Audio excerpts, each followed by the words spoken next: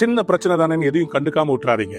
ஒரு சின்ன வார்த்தை உங்க லைஃப்ல பெரிய பாதிப்பு ஏற்படுத்தும். கேஷுவலா யாராவது சொன்ன அந்த வார்த்தை, அவங்க உங்களை பார்த்த லுக்கு உங்களை ஹர்ட் பண்ணுதா, தயவு செய்து உடனே அட்டன் பண்ணி அந்த வார்த்தை எடுத்துருங்க.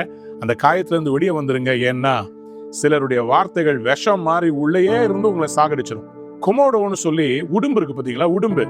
இந்த உடும்புக்கும் ஒரு பெரிய எரும மாட்டுக்கும் போட்டி வச்சா இந்த உடும்பு என்ன பண்ணும், இந்த எரும மாட்டு கிட்ட போய் போராடாது. ஏன்னா அந்த எரும மாடு தன்னுடைய கொம்புனால இந்த உடும்பை குத்தி தூக்கி சின்ன பண்ணமாக்கிடும். ஆனா இந்த உடும்பு என்ன பண்ணும்னா நைஸா போய் அந்த பெரிய எருமாட்டுடைய காலை கடிச்சு விட்டுரும். அதுகிட்ட ஒரு பயங்கரமான விஷம் இருக்குது. அந்த விஷம் அந்த எரும மாட்டு மேல அது நக்கி அதை கடிச்சு விட்டுச்சுன்னு வச்சுக்கோங்களேன், உடனே அந்த எரும மாட்டுக்கு எதுவுமே ஆகாது.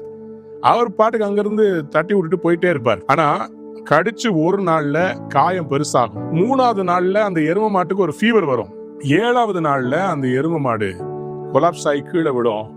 பிறகு திருப்பி எழும்பாது. ஏன்னா அந்த விஷம் அது தலைக்கு ஏறி அது ஹார்ட்டை நிறுத்தி அது செத்தே போயிடும். சிலர் நம்மோடு கூட நல்லா இருப்பாங்க. அவங்க வாயில இருந்து ஒரு வார்த்தை, உங்களை பத்தி ஒரு தவறான வார்த்தை, உங்களை பத்தி ஒரு புரளி, அந்த வார்த்தை உங்களோட மனசுல ஏத்திக்கிட்டு அவங்கள மன்னிக்காம அந்த வார்த்தையை நீங்க நம்பி அவங்க சொல்ற பேசுற பொருளிய உள்ளத்துல ஏத்துக்கிட்டீங்கன்னா அது விஷம் மாதிரி உங்களுடைய வாழ்க்கையில மிகப்பெரிய தாக்கத்தை ஏற்படுத்தும். உங்களை வாழ விடாது, உங்களை துரத்தும். மனுஷர் பேசுற அந்த பாஷை, அந்த வார்த்தைகளை குறித்து ரொம்ப கேர்ஃபுல்லா இருக்கணும்.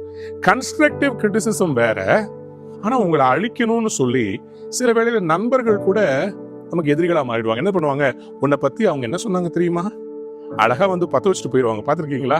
Be careful about what words you take inside. Sometimes some people's opinions and words come out of jealousy.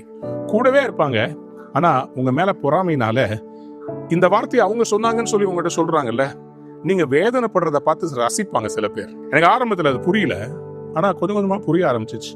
சில பேர் வந்து இருக்கவே வருவாங்க, வந்து சொல்லுவாங்க, அண்ணே உங்களை பத்தி இவங்க சொல்றாங்க, அப்படி அவங்க இப்படி சொல்றாங்க. சொல்றவங்களுக்கு என்ன தேவைன்னு சொன்னா அதை சொல்லி நான் ரியாக்ஷன் என்ன பண்றேன். இப்படி வந்து விஷத்தை கக்கிட்டு போற நிறைய பேர் இருக்கிறாங்க. நம்ம செய்ய வேண்டிய என்ன தெரியுமா, அப்படி யாராவது பேசினாங்கன்னா என்கிட்ட பேசாதீங்க. என்னை பத்தி உங்ககிட்ட ஒன்று சொன்னாங்கன்னா அந்த அவங்க அபிப்பிராயம், அதை என்கிட்ட ஏன் சொல்றீங்க, அது நல்ல இன்டென்ஷன் இல்லையே, அது உங்க மனசுல வச்சுக்கோங்க, என்ன விட்டுருங்க. உங்களுடைய வாழ்க்கையில மற்றவங்க பேசுற வார்த்தைகளை எல்லாத்தையும் தெரிஞ்சுக்கணும்னு நினைக்காதீங்க. யார் உங்களை பத்தி என்ன பேசுறாங்கன்னு ஆராய்ச்சி பண்ணணும்னு நினைக்காதீங்க. ஆண்டவராகிய இயேசு கிறிஸ்து அவரை பத்தி என்னென்னமோ பேசினாங்க. பேலியாளின் மனுஷன், அவரு வந்து விபச்சாரிக்கு பிறந்தவர்னு சொல்லிட்டாங்க. அப்புறம் பெயல்சபூல், அவர் மந்திரம் செஞ்சுதான் பிசாசு துரத்துறாருன்னு சொன்னாங்க. இவ்வளவு சொன்னாலும் அவர் அசரவே இல்லையே. பிலாத்து அவர்கிட்ட கேட்கிறாரு, ஏன்பா நீ தான் யூதருக்கு ராஜாவா? அவர் ஒன்னும் பேசல, அமைதியா இருந்தார். Sometimes silence is the best answer. வாழ்ந்து காண்பிக்கணும். சிலுவையில மரித்து 3ஆம் நாள் உயிரோடு எழுந்த போது அந்த பிலாத்துக்கெல்லாம் என்ன ஆயிருக்கும் யோசித்து பாருங்க. உங்களையும் கர்த்தர் எழுப்புவார்.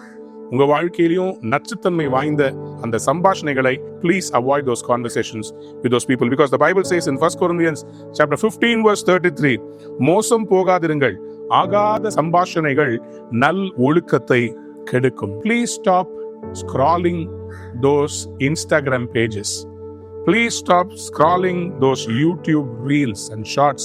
இத நிறைய பார்த்து தேவையில்லாம கிண்டல் அடிக்கிறது, தமாஷுன்னு சொல்லி காமெடின்னு சொல்லி மற்றவங்க விழுகிறத பார்த்து சிரிக்கிறது, அப்புறம் சிலர் பேசுற கெட்ட வார்த்தைகளை கேட்கறது, ஆகாத சம்பாஷணைகள், அது தேவையில்லை.